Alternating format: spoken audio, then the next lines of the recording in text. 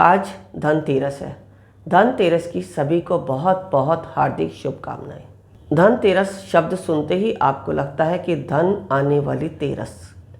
तो इस दिन यदि आप भी चाहते हैं आपके घर में धन आए तो आपको क्या करना है आज के दिन।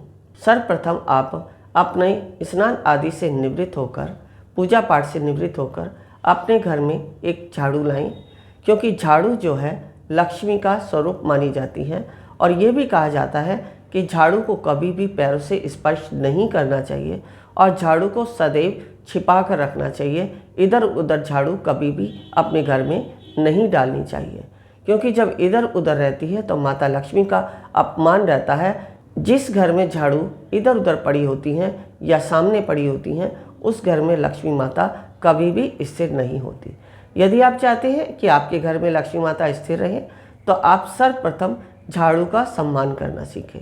झाड़ू को कभी भी जब आप झाड़ू लगाते हैं तो ज़मीन में, जैसे बहुत सारे लोग करते हैं, झाड़ू लगाते समय झाड़ू को झाड़ने के लिए ज़मीन पर पटकते हैं, तो ऐसे कभी भी नहीं पटकना चाहिए। हमेशा ऐसे हाथ के ऊपर करके उस झाड़ू को झाड़ना चाहिए, क्योंकि जब हम ज़मीन पर पटकते हैं तो भी लक्ष्मी माता का अपमान होता है। तो हमने जाना झाड़ू के विषय में। इसके अलावा आप आज के दिन कुबेर यंत्र और कुबेर की मूर्ति अपने घर में अवश्य लाएं।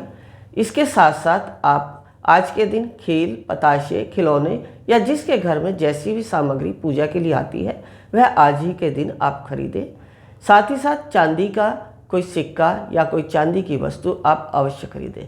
यदि आप चाहते हैं कि आपके घर में लक्ष्मी स्थिर रहे तो जैसा कि हम हर वर्ष बताते हैं कि अपने घर में चांदी की कील आप अपने मुख्य द्वार के सेंटर पर लगाएं, तो वह चांदी की कील भी आप खरीद सकते हैं और हमारे द्वारा जानकारी प्राप्त कर सकते हैं कि इस कील को किस प्रकार लगाना है। वैसे इस कील के विषय में हम अपनी अगली वीडियो में बता भी देंगे कि आपको ये कील किस प्रकार लगानी है। फिर भी यदि आप जिज्ञासु हों जानने के लिए तो फ़ोन पर संपर्क करके जान सकते हैं। आप खरीदेंगे कील को धनतेरस के दिन, लेकिन लगाएंगे दीपावली की रात्रि के दिन पूजन के पश्चात। तो चांदी की कील के साथ आप एक छोटी सी लक्ष्मी की प्रतिमा भी खरीद कर लाएं। कॉइन पर नहीं होनी चाहिए, लक्ष्मी की प्रतिमा होनी चाहिए। यदि आप चाहते हैं लक्ष्मी माता स्थिर रहे, चंचला लक्ष्मी नहीं चाहिए आपको, तो आप चांदी की कील अपने दरवाजे पर लगाएंगे और लक्ष्मी माता को पूजन के बाद अपने लॉकर में जो है कैद कर देंगे वर्ष भर के लिए। आपको अजीब लगता होगा कि लक्ष्मी माता को कैसे कैद किया जाता है, और उस लॉकर को आप वर्ष भर खोलेंगे भी नहीं। यदि आपको खोलना भी पड़ जाए तो उसकी तरफ किसी की दृष्टि नहीं पड़नी चाहिए सिवाय आपके जिसने उसको लॉकर में रखा है। इसके विषय में भी आप पूर्ण रूप से जानकारी हमसे फ़ोन पर संपर्क करके पता कर सकते हैं, नहीं तो हम अपनी अगली वीडियो में आपको अवश्य बताएंगे कि लक्ष्मी माता को जब आपने लॉकर में रखा है तो उनकी पूजा किस प्रकार करनी है और उनको किस प्रकार अगले वर्ष हम फिर से पूजा के लिए इस्तेमाल करेंगे। क्योंकि जब आप लक्ष्मी को कैद नहीं करते तो लक्ष्मी कभी भी स्थिर नहीं रहती है। तो इस प्रकार आप धनतेरस के दिन अपने घर में धनतेरस को पूर्ण रूप से मनाकर धन का आवागमन लगातार कर सकते हैं वर्ष भर, क्योंकि धनतेरस से लेकर अगले धनतेरस तक हम लक्ष्मी माता का ही इंतजार करते रहते हैं। उन्हीं के लिए वर्ष भर के पर्व मनाते हैं। वर्ष भर अपने अंदर आने वाले पर्वों को लेकर उत्साह और उमंग की प्राप्ति करते हैं। वर्ष भर में आने वाले त्योहारों से हमारे मन में जो भी हमारे लक्ष्मी माता के आने में बाधाएं होती हैं उनको हम पूर्ण रूप से दूर करते रहते हैं। वर्ष भर के त्यौहार अलग है, लेकिन दीपावली का त्यौहार के दिन लक्ष्मी माता आती हैं। लेकिन उन लक्ष्मी माता को मनाने के लिए वर्ष भर के आने वाले त्यौहार हमारे लिए मनाने अत्यंत आवश्यक है।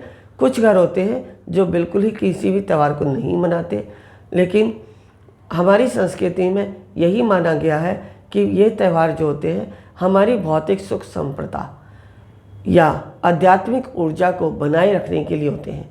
यदि आप में आध्यात्मिक ऊर्जा है तो भौतिक सुख सुविधाएं आपके पास बनी रहेंगी।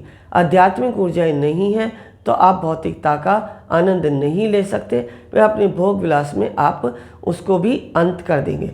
तो लक्ष्मी की प्राप्ति के लिए धनतेरस का दिन आपके लिए अति उत्तम है। आप इस दिन का लाभ अवश्य उठाएं और इन उपयोगों को करके वर्ष भर जो है लक्ष्मी का आपके घर में आवागमन बना रहे, इसकी मैं मंगल कामनाएं परम पिता परमात्मा से सभी के लिए करती हूँ। गुरु माँ तपेश्वरी जी बढ़ाएं कदम अध्यात्म की ओर और पाएं स्वस्थ शरीर, संपन्नता और एकाग्रता। गुरु माँ के द्वारा प्रदान की जाती हैं 108 प्रकार की दीक्षाएं। गुरु माँ से सीखिए ध्यान एवं उपचार पद्धतियाँ। 1. मुद्रा विज्ञान, साधना से सिद्धियों की ओर। 2. तत्व ज्ञान। 3. लामा फेरा, तनाव, डिप्रेशन, पागलपन, नजर दोष, टोने टोटके में अत्यंत प्रभावी। 4. योग माया, रोगी को रोग मुक्त कराना। 5. हुंकार विद हलीम, बौद्धिक विकास एवं लक्ष्य प्राप्ति हेतु। 6. प्रिटी सर्कल, एकाग्रता बढ़ाने के लिए।